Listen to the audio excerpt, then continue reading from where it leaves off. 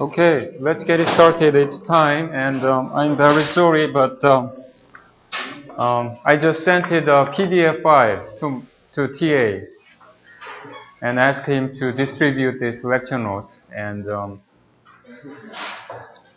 I just sent it 10 minutes ago, so there is no chance to get it for you guys. But anyway, everything will be on this lecture note. You will soon receive the email, and from now on we will cover some kind of a mathematical aspect of the optimization theory, full of mathematical equation, but this is the essence of this basic concept of the optimization. So if you get lost, do not hesitate to ask questions. Okay? Yeah. Okay.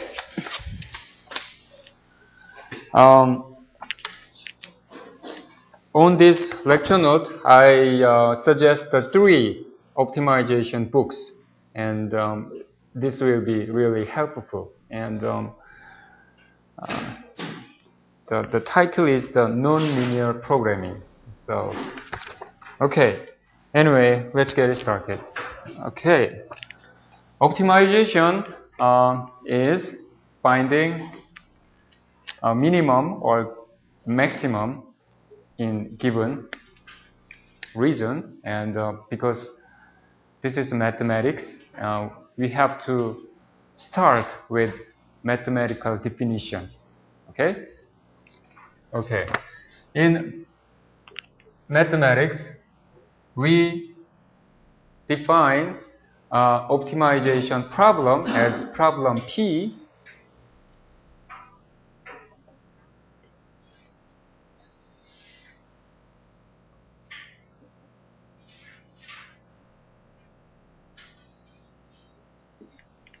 okay? Function fx, minimization, that's the condition, such that x belongs to large x, set of x. And usually this x is a multidimensional parameter. x1, x2, x3, xn. And this we call, it's the famous real number sign in mathematics. It belongs to nth dimension of the real number. And f is, since the x has the nth dimension, x is the mapping from, right? And x is an open set, such as real number. The open set means the set does not have any boundary. It's an unbounded set. Okay? Usually x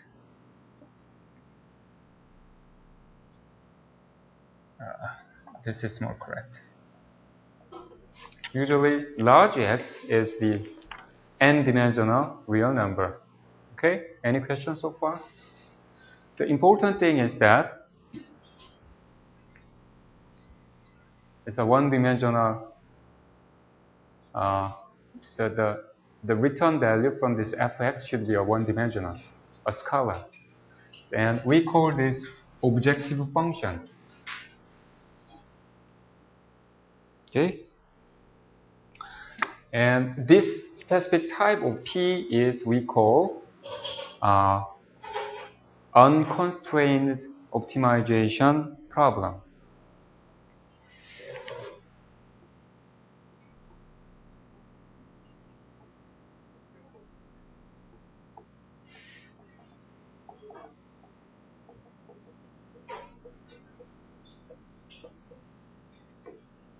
The reason why this is unconstrained, because it does not have any constraint, okay? Compared to that, there is another type of optimization problem, which is constrained optimization problem.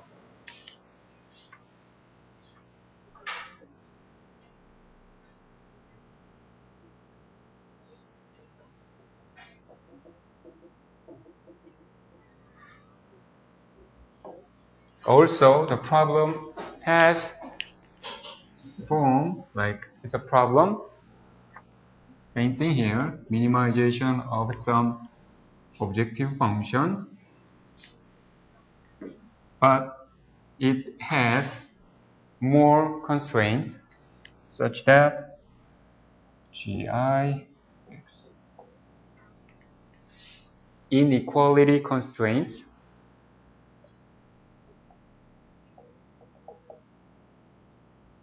and equality constraint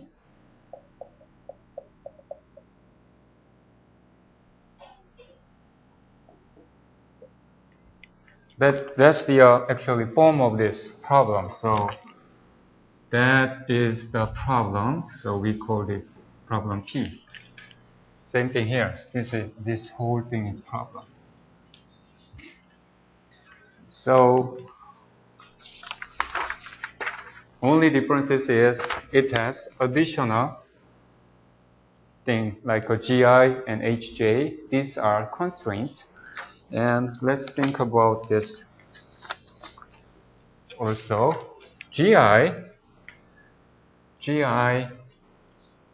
so the reason we write this thing like this is that it could have multiple G inequality constraints like a G1, G2 until Gn, and also multiple equality constraints H1, H2, HL, right?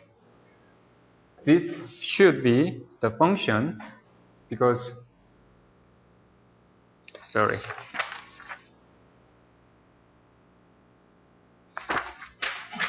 function of mapping to n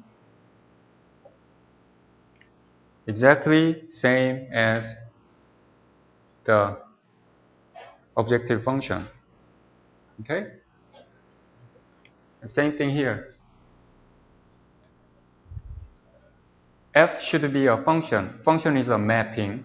So it's a mapping from nth dimension to one dimension. So this inequality constraint and equality constraint should have the same dimensional mapping. That's the important. But usually we can write these different functions into a set, like gx is defined as g1, g2, gm, right? And also hx, same here, h1x, h2x, hlx.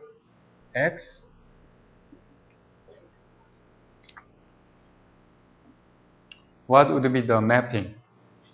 Since the x has the n-dimensional variable, like that, this is mapping from Rn to what?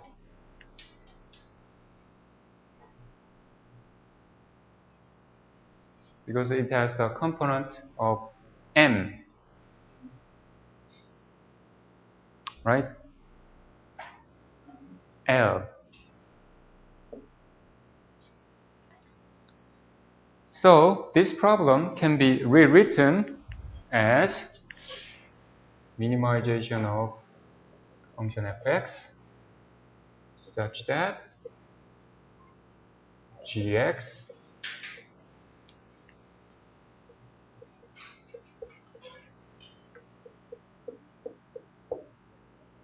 it's exactly the same problem.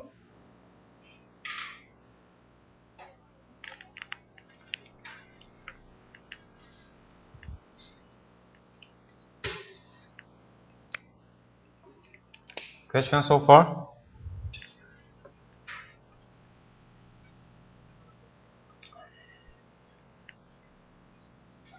This is how we can write optimization problem. This continuous optimization, if this is a continuous optimization, your problem should look like this P. If you cannot make your problem into this form, then you cannot solve it using this nonlinear programming. Okay?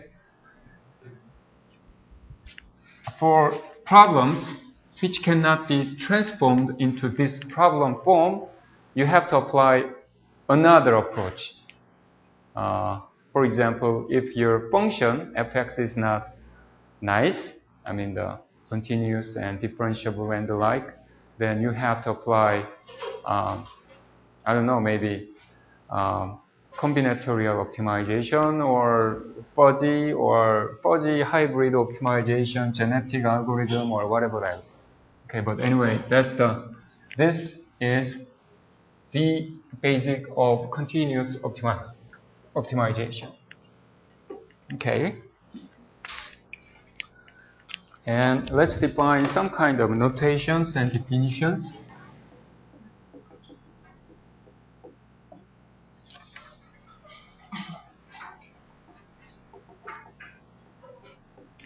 Okay.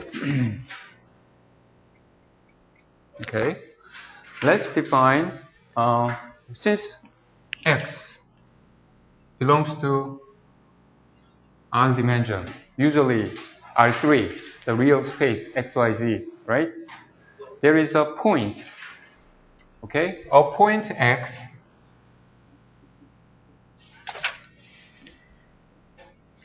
we call, if this is a feasible, a point X is feasible for problem P if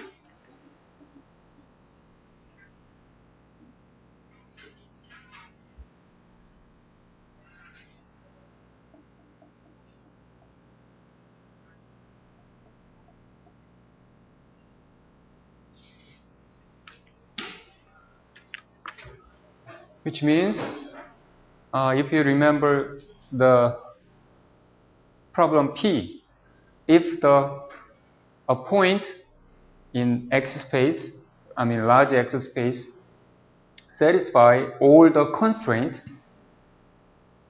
then we call this point X is feasible for that optimization problem P. Okay? For unconstrained optimization, you don't have to consider these two parts, right? So if your point X is belong to your problem set, large X, then it is feasible point.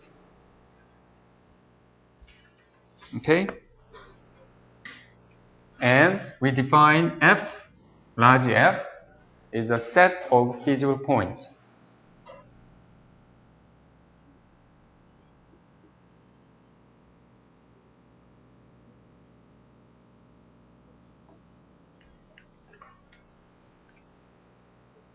Okay?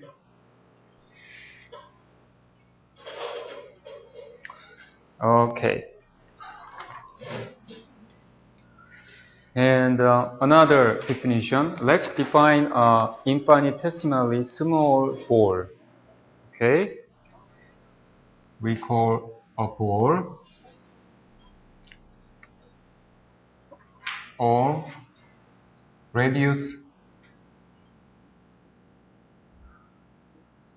epsilon. This epsilon is usually used for very small amount in mathematics, centered at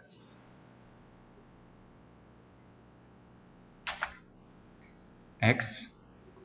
Yes, in mathematical notation, we define this as a B because it's a ball, centered at X, and radius of epsilon is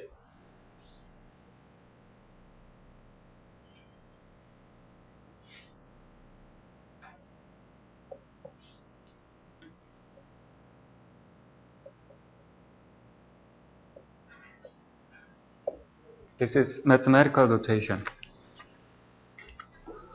For of radius epsilon centered at x is defined as all points in the same dimension which has such that the distance from that point and center is less than the radius. Okay, so for three-dimensional space, this n should be 3. So let's assume B x is, for example, a real three-dimensional space, B x 0, 0, 0, and radius of 1 is all points within the distance between this origin is less than 1. So if we draw x, y, and z, and that is the center origin, and within the radius of 1, inside of all the points are the ball. The ball is not empty. The ball is solid ball. Okay?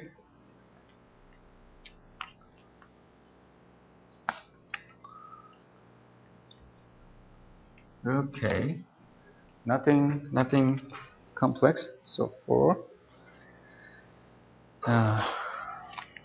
So let's define if X, which belongs to feasible set, is a we call local minimum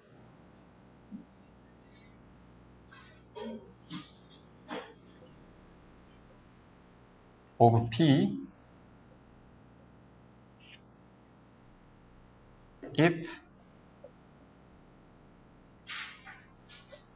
the upside down large E is the existence sign, if there exists a small epsilon which is greater than 0, such that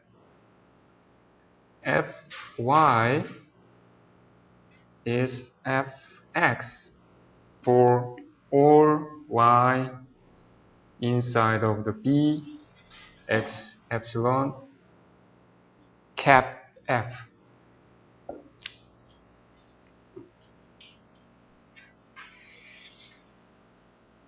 So let's assume this is a ball. For example, if this is your feasible region, okay, and sometimes if your ball is centered here and the radius is very small, then the ball cap F is the ball itself. But sometimes it happens that your center point located at the edge of your feasible point, right? Then we only have to consider this cap part. Okay, so for all points which belongs to that area, if Fy is greater than or equal to Fx, then this is a local minimum. Very simple explanation is like that. Let's assume a quadratic function. Okay, this is a y, okay, Fx. This is x. Okay, we naturally can point out this point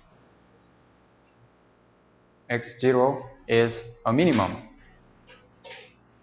But mathematically speaking, we got to know the feasible region, and let's assume that all real number x is the feasible. So let's assume this is unconstrained optimization thing.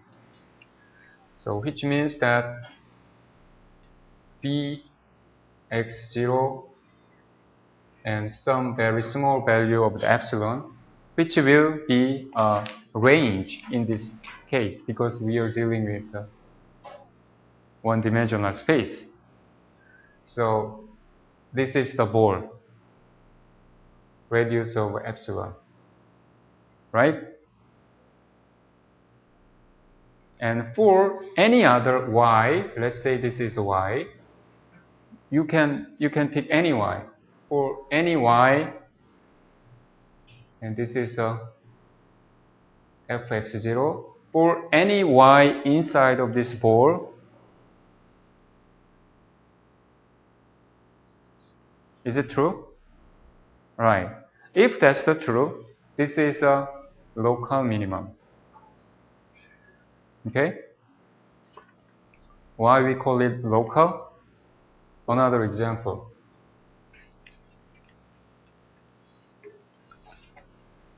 A little complex.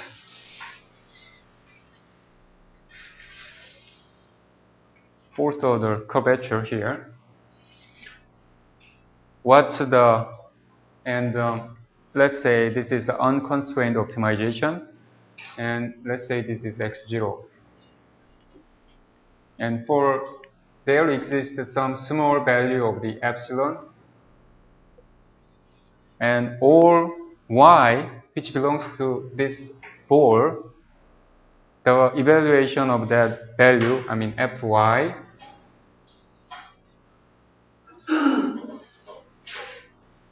is greater than fx0. Is it true? Then it is local minimum.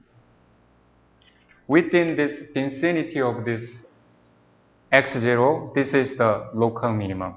But it is not global minimum. This should be the global minimum, right? Okay? But anyway, global minimum belongs to the set of local minimums. So first thing to do is find the local minimum. Okay? That's the definition here. And another mathematical definition is that exactly same. X belongs to the feasible region is a strict local minimum of problem P.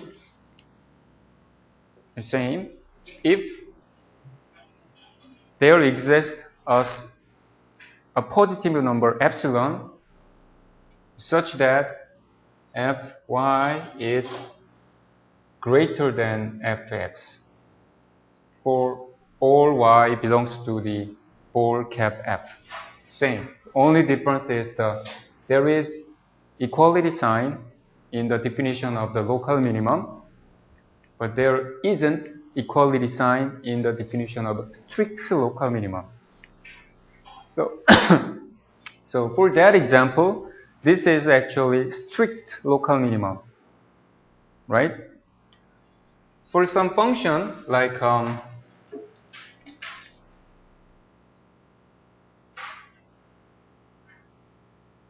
this could be a function, and that point is a local minimum, but it is not a strict local minimum. Okay? So my question, is strict local minimum always local minimum?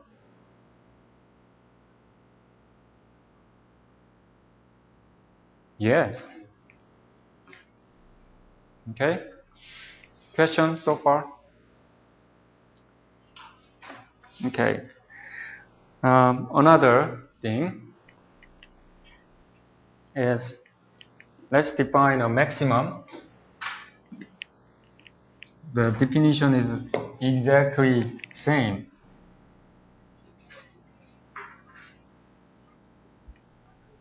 For point x, which belongs to feasible set, is a local maximum if of problem P if there exists a small positive number epsilon such that Fy is now this equality sign is reversed, is always less than or equal to Fx for all y which belongs to ball cap F.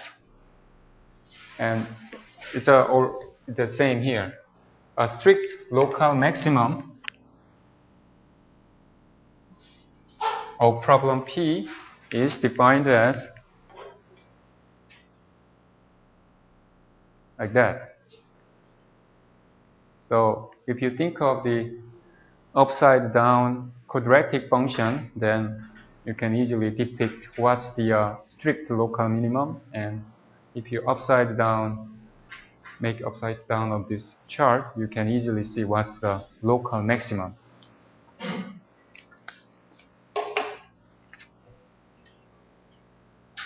Okay, question?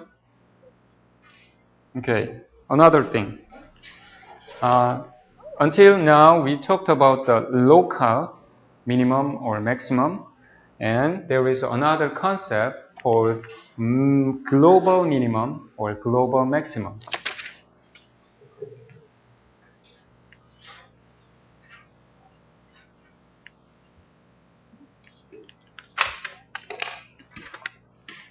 For a point inside of this feasible set, F is a global minimum of P if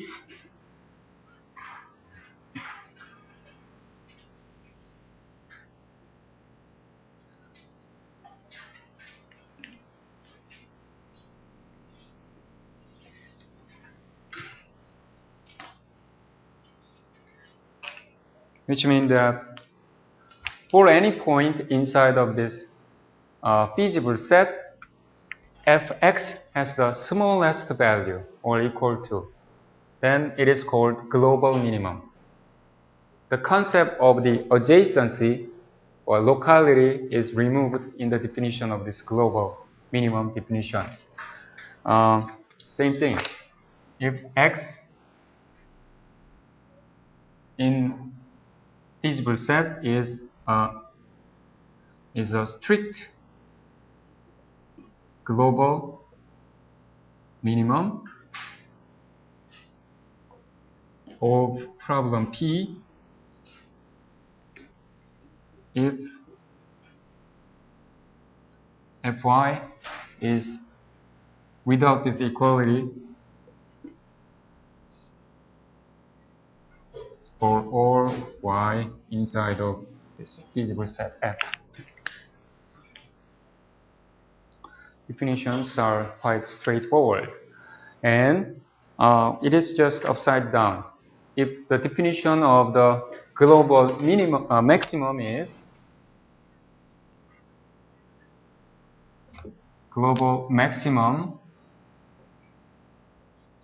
of problem P is this.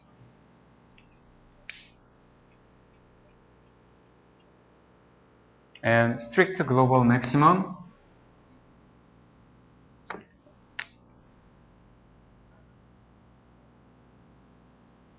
of P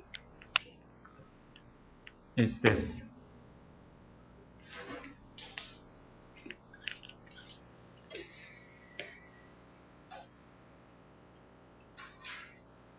Question?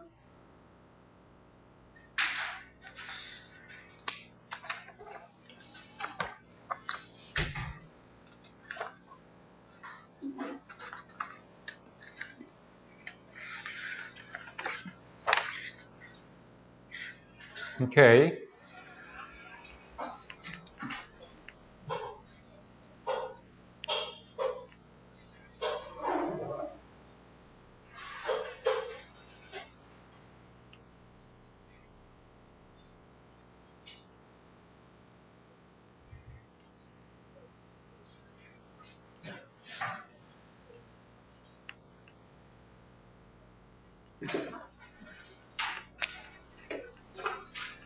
Next thing to define is the differentiable.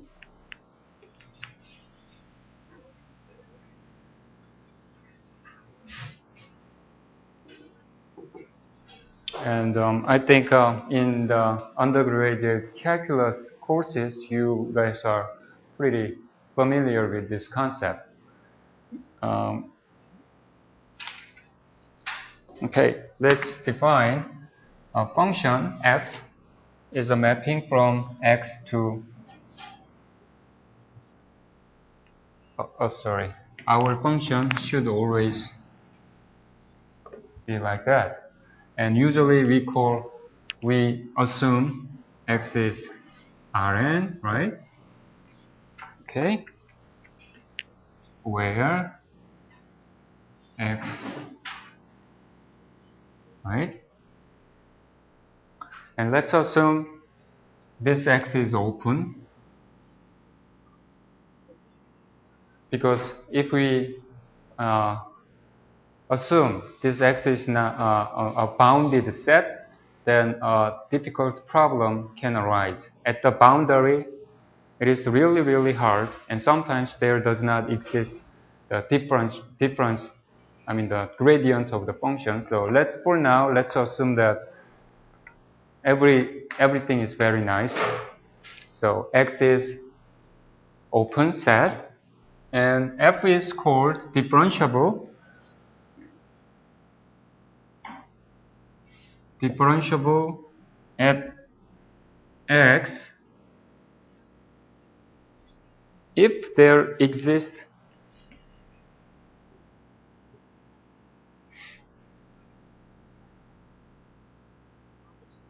a gradient vector of f at point x bar such that fx is equal to fx bar plus gradient of fx bar transpose x minus x plus a norm of x minus x bar alpha x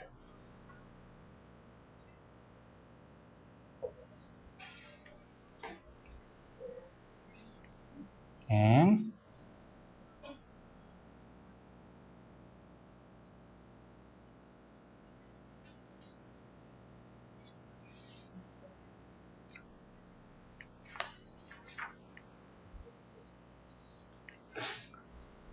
it's just another notation of the existence of this gradient vector. I mean, the derivative, if we just think about the two-dimensional quadratic function like that, if there exists a derivative and those derivatives satisfy some condition, then it is differentiable. Okay, let's recall our high school mathematics. And we always deal with this quadratic function in high school. Okay, what's the definition of differentiable?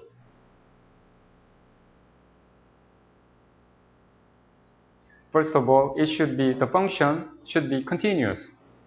And we assume that everything is continuous. Then the limit value from the right side.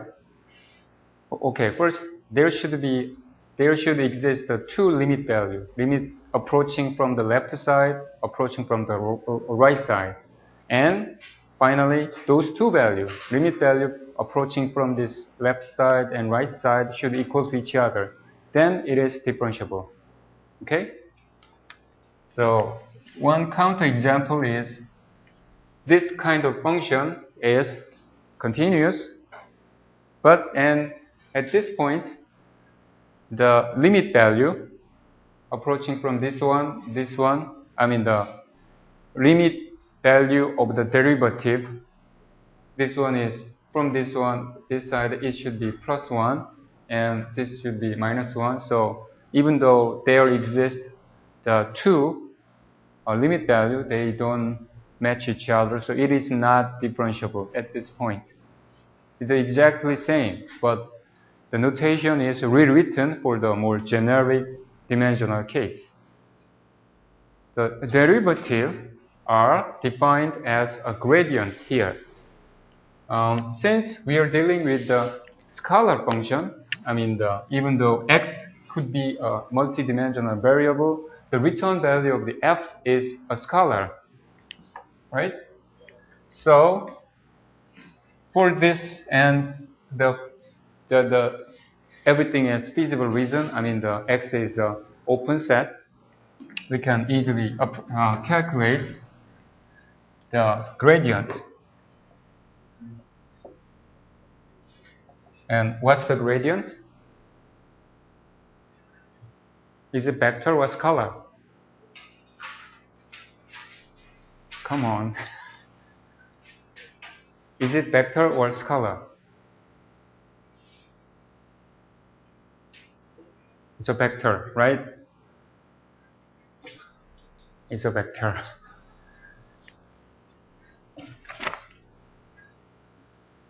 Del f, del x1, del f, del x2, del f, del x3, until del f, del xn transpose. Usually in mathematics, everything is first a column vector. So this is the definition of gradient vector of a scalar function. If you want to take a gradient at a specific point, then things changes like that, right?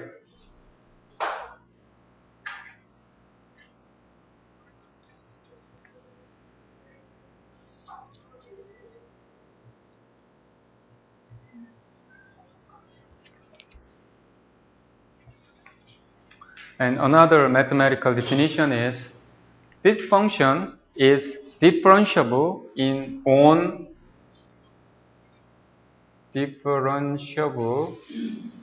on set X if f is differentiable for all x which belongs to X. It's quite straightforward. If the function is differentiable on every possible point inside of the set large X, then the function f is differentiable on this set X. Okay? And to refresh your mind, this is partial derivative, right? Okay? Any questions so far?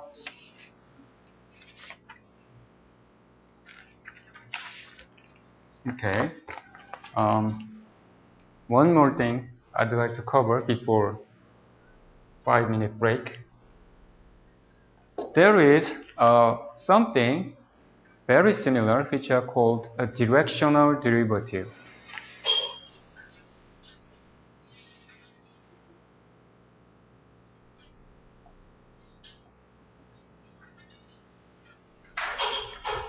Directional derivative of f, function f, at a point x bar in the direction of d.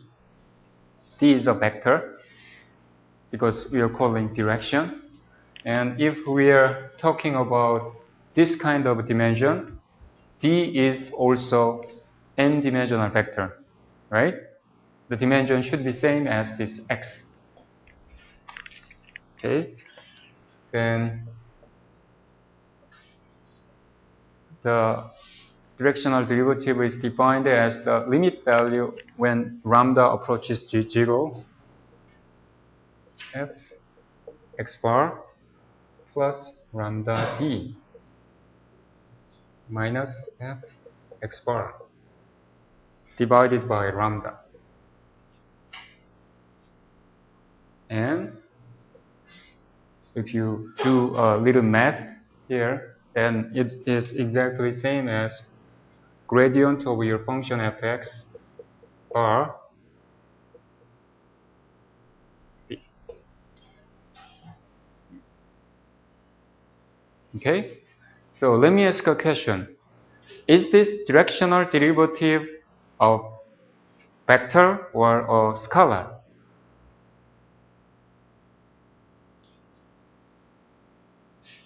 Anyone?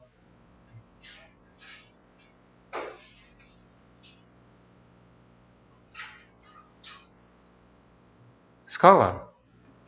Because f is a scalar. F minus f is also scalar. Lambda is a scalar. Scalar divided by scalar is a scalar. And we can check that again because this is vector of n dimension. This is vector of n dimension. And this is transposed. So it's like a n.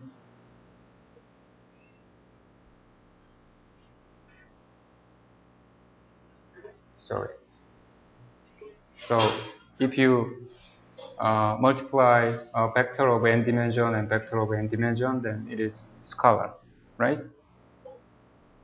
So this is scalar value. And the meaning of this directional derivative is the rate of change of function fx in the direction of d. Okay. There is another thing very important is Hessian.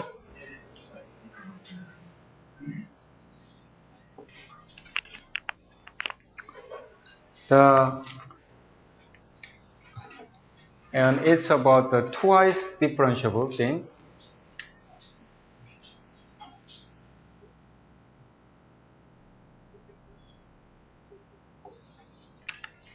And the function f is defined as twice differentiable at x bar if there exists a gradient vector at x and symmetric matrix Hessian at x. And to be more precise, we call this the Hessian of function f at x.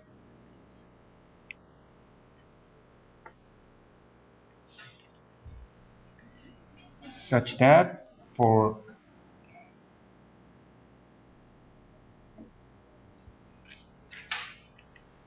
okay, and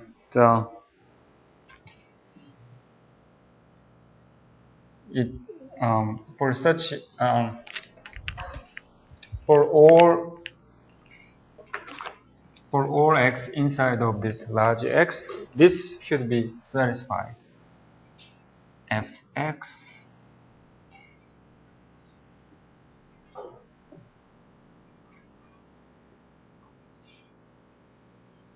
transpose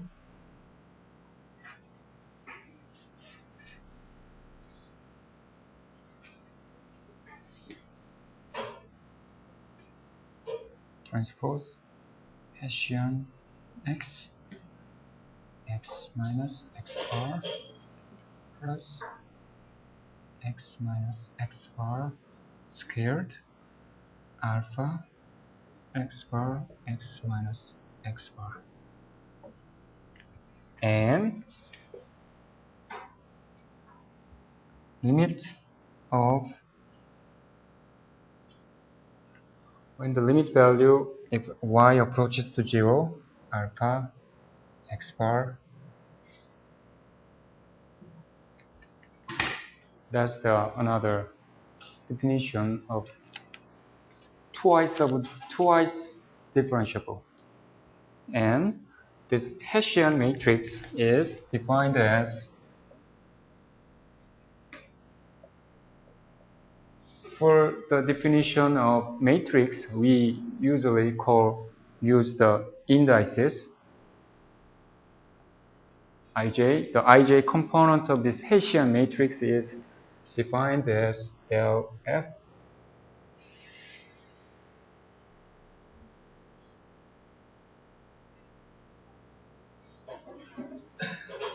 del xi del xj. That's the definition of the Hessian. It is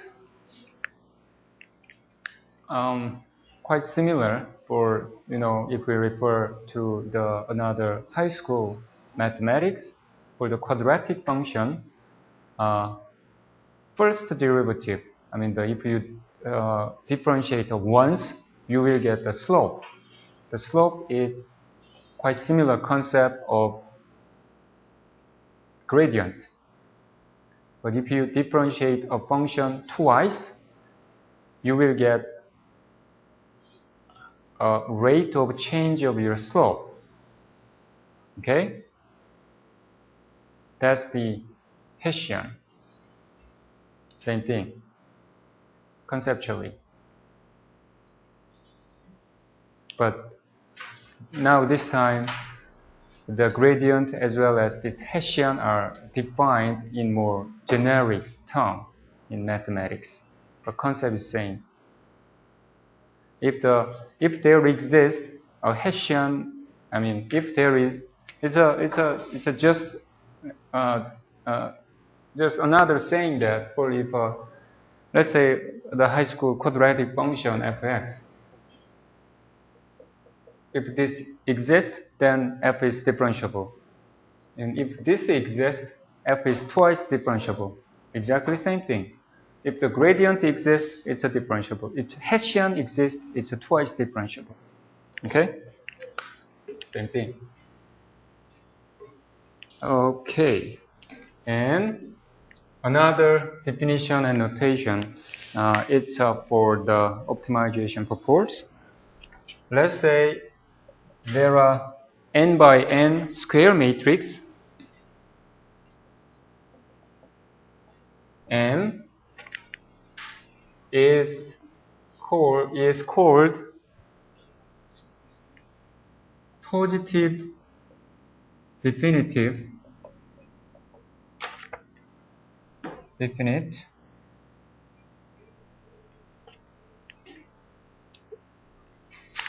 if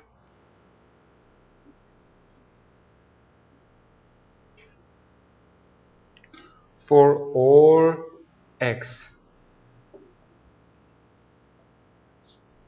except 0, if for all x except 0, this x transpose mx is greater than 0, then this matrix is called positive definitive. It's just another definition. Same thing. Positive semi-definite if xt mx. Now it has equal sign here, but not, everything else is same.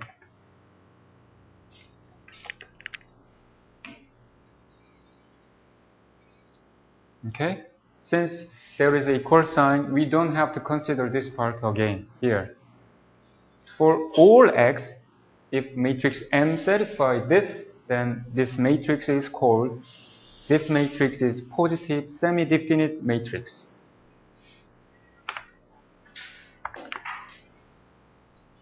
And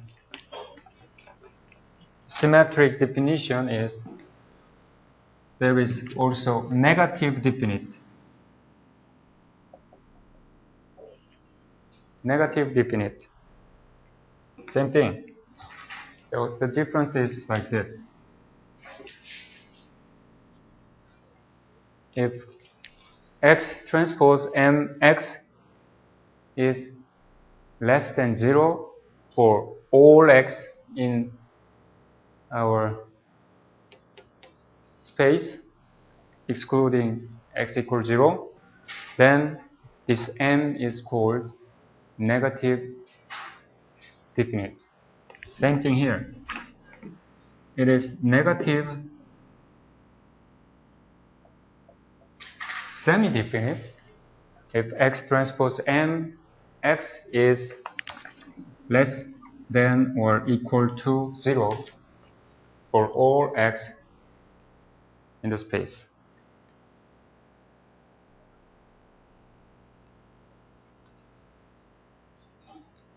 And there is a very bad type of matrix, indefinite.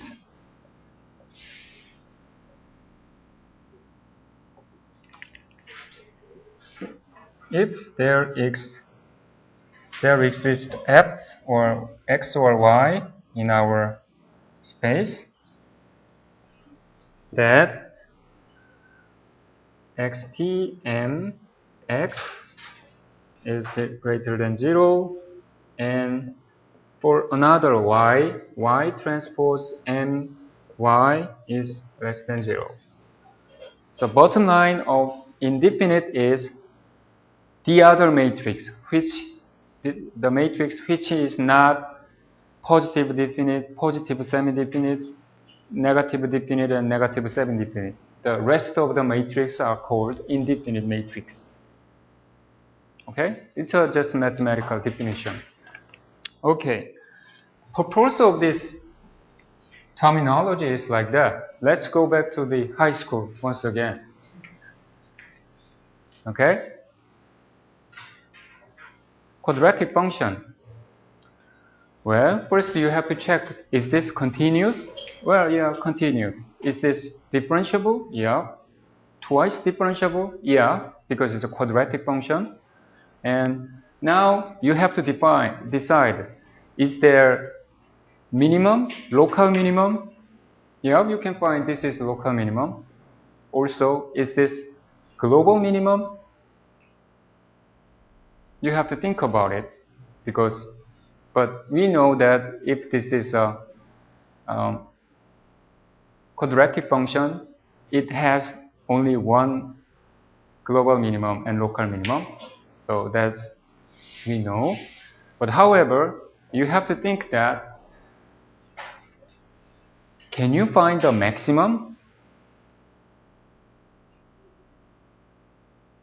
No, there is no maximum at all. If the quadratic function is like that, you can find the maximum, but you cannot find the minimum, right? How did you know this function has one unique, how do you know this function has a minimum? How do you know this function has minimum, not maximum, not minimum? Because based on the sign of Hessian, sign of twice differentiable value. For example, let's say this is a y is a ax squared bx plus c. The typical high school, thing.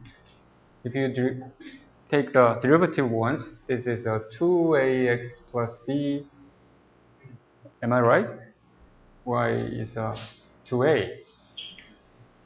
If this is a greater than 0, then function looks like this. If this is less than 0, function looks like that. Okay.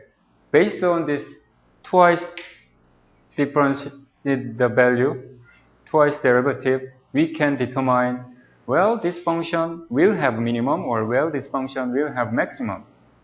But in more generic term, now we are dealing with the Hessian matrix. And by some thing, because it's a n by n matrix, right? For example, there is a one n by n matrix M. How can you, is this possible? to define a matrix is greater than 0? No. Right. But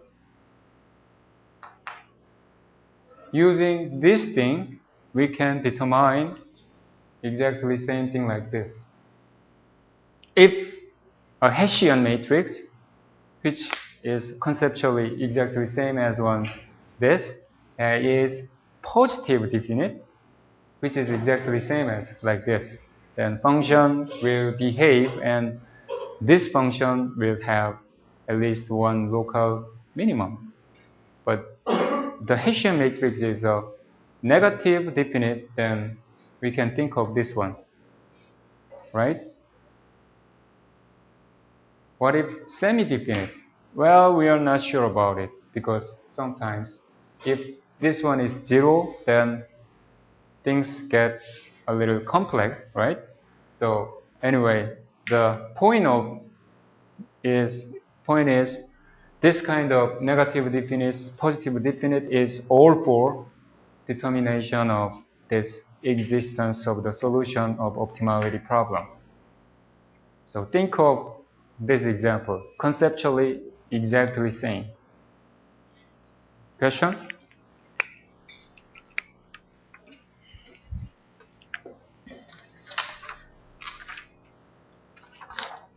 Okay.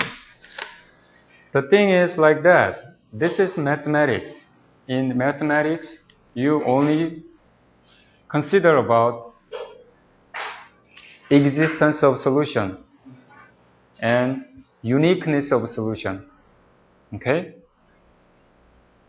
If we can prove there is solution, and if we prove and the solution is unique, then mathematician will be happy. Okay? But as an engineer, okay, there is solution, we know that, and the solution is unique, then we have to find the solution itself. That's our, usually engineering optimization. But however, sometimes engineers do not consider these two parts. Without knowing that there is a solution or there is a unique solution, engineers just tend to try to find a solution. Think of this funny situation. Mathematically, there is no solution, but somebody are trying to find a solution. Okay, we want to avoid those kind of solution case. Let's go back to once more to high school or maybe middle school.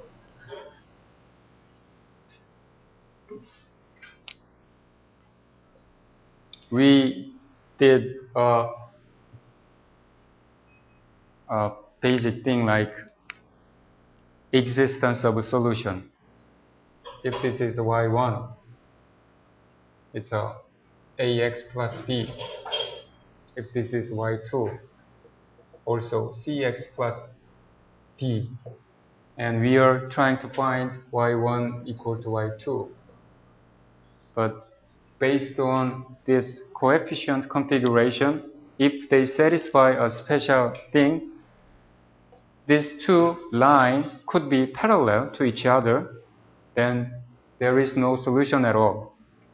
And if you try to find a solution, you may, but you will not. Okay? So if you get a little smarter, first you try to solve your optimization problem. You have to figure out if there is solution or not. And then sometimes these two functions matches each other. If A equal to C, B equals D. And if you try to find the solution, then everything is solution, which does not give any nice information. Have to check the uniqueness of solution as well.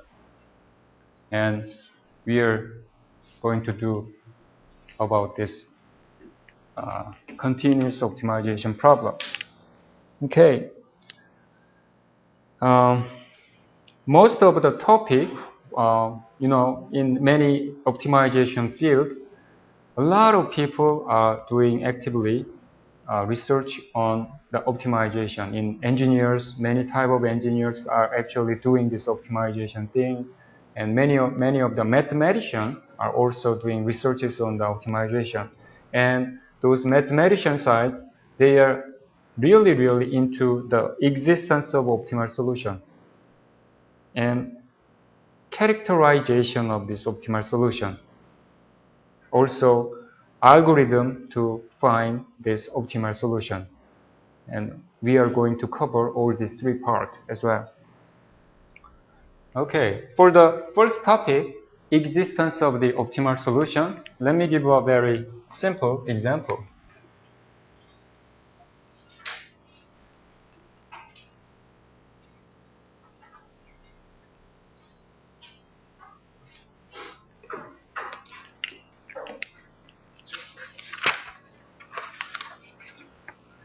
Okay, this is an optimization problem.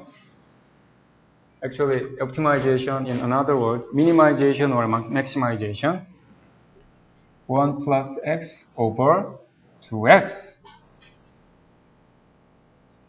such that x is greater than or equal to 1.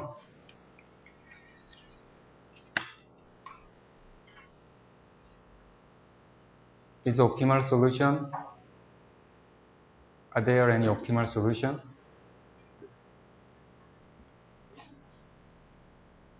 Yes or no? Well,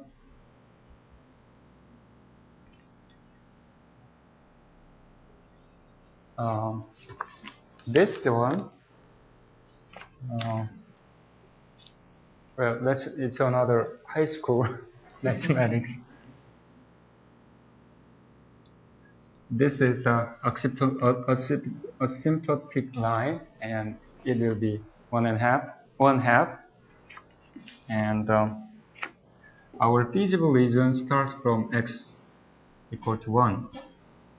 Feasible region is like that. You know, in mathematics, this means it includes x equal to 1.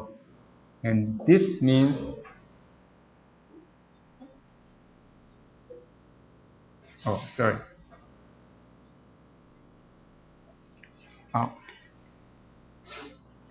this means that actually x equal to 1 is not included. Okay, so anyway, here is included. And if you plug x equal to 1 here, the objective function will return 1.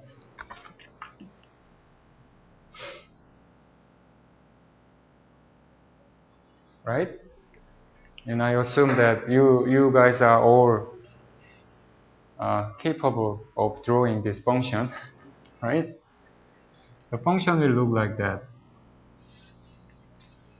It will keep approaching this 1/2 line, but keep going and keep going, keep going. And minimum is, the minimum value does not exist. Okay? Because feasible region is unbounded.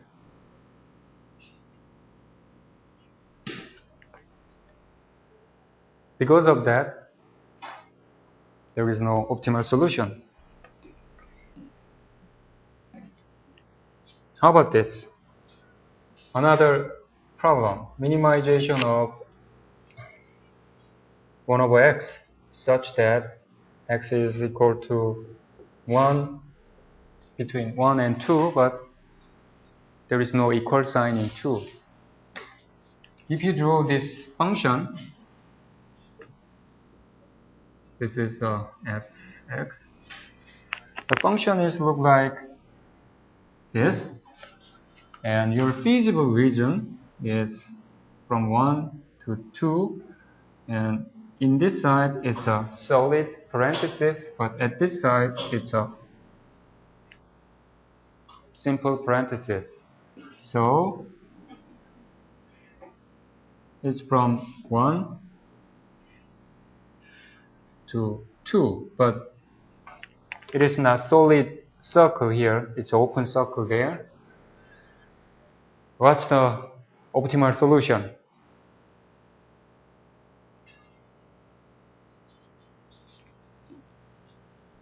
Yeah, the optimal solution does not exist because the feasible region is open. The feasible region is not closed. If feasible region is closed, then we can easily calculate that. But it's because the feasible region not closed.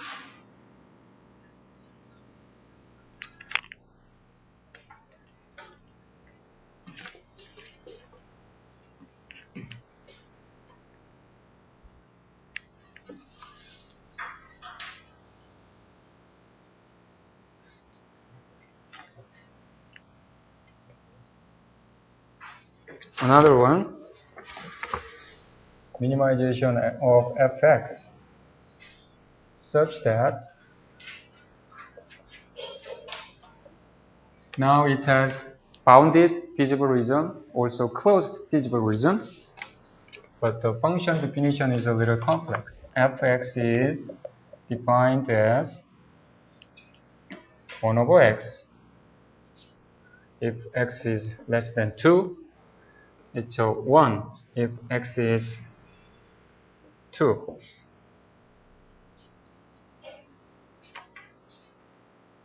If you draw this function,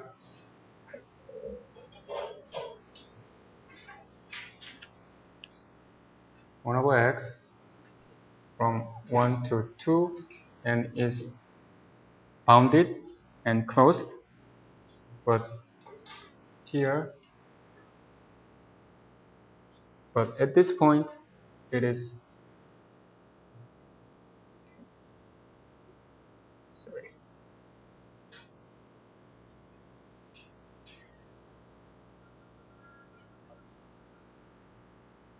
what's the optimal solution? 2? No.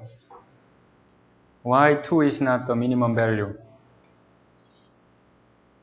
If you take a small ball here, based on the definition we talked about, all x's belong to this small ball, and their fx should be always greater than the function value here, but which is not true in this case, so it's not the minimum value. Okay? So there is no optimal solution in this case as well. The reason is feasible function is not continuous.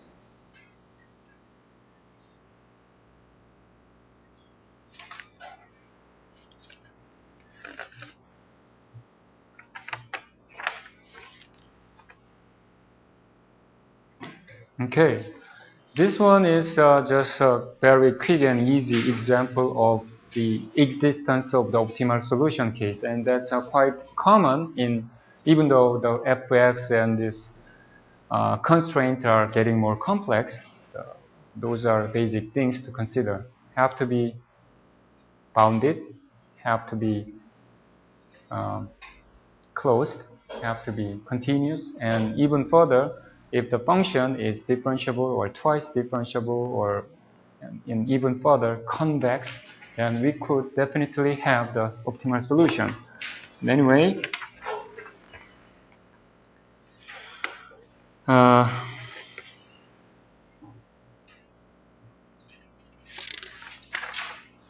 that's the kind of brief touch of the existence of the optimal solution. And I'd like to deal with a couple more definitions and notations.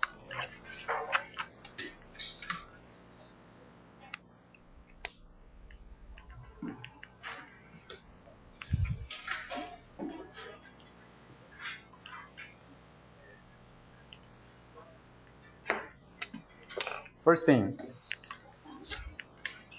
it's very easy.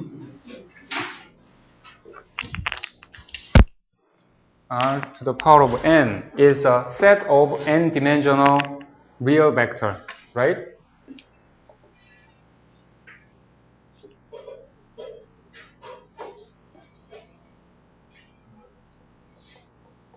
Okay? Set of vectors. And definition of norm and on n-dimensional space is a mapping of n dimension to one dimension such that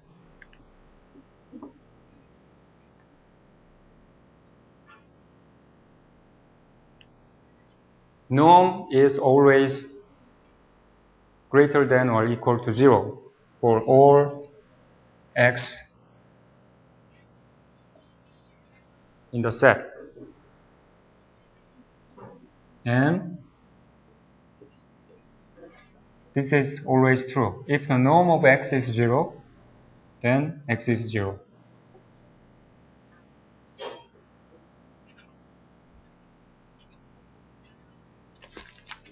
This is a necessary and sufficient condition for that. And this is also necessary and sufficient condition for that. Okay? And there is another, because this norm is another operator on this n-dimensional space, Cx, C product x is C times x. If C is a constant and x is inside of our dimension set. So for n-dimensional variable, if you multiply a real number, then you can easily transform this. And x plus y, norm of x plus y is always less than or equal to norm of x plus norm of y for all x and y in the set. That's the definition. So as long as a norm satisfies these three, there could be a multiple definition of norm. And most famous definition of norm is Euclidean norm.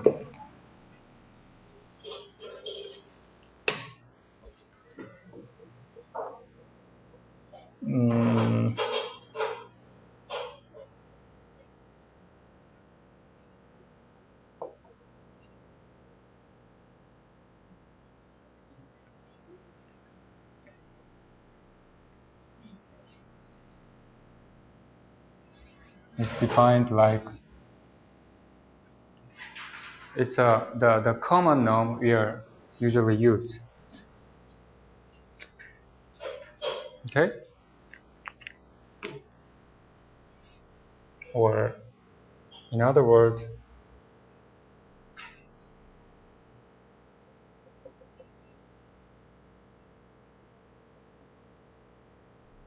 exactly the same thing.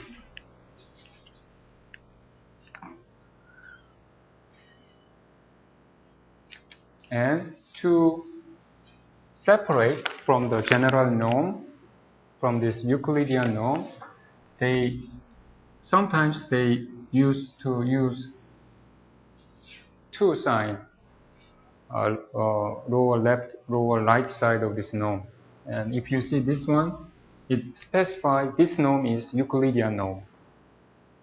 Okay, but usually without these two, it's also in most cases Euclidean norm.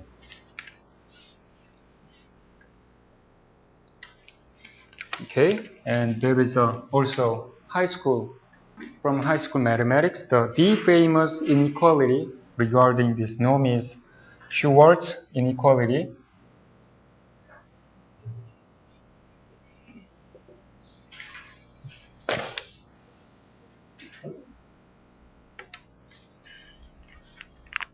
for Euclidean norm,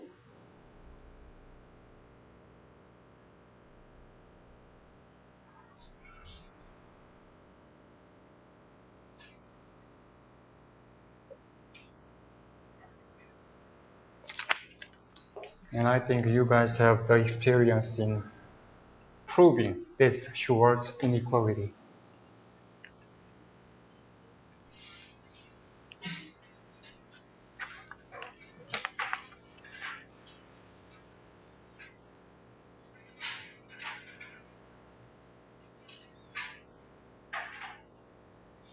Okay. And sometimes we call neighborhood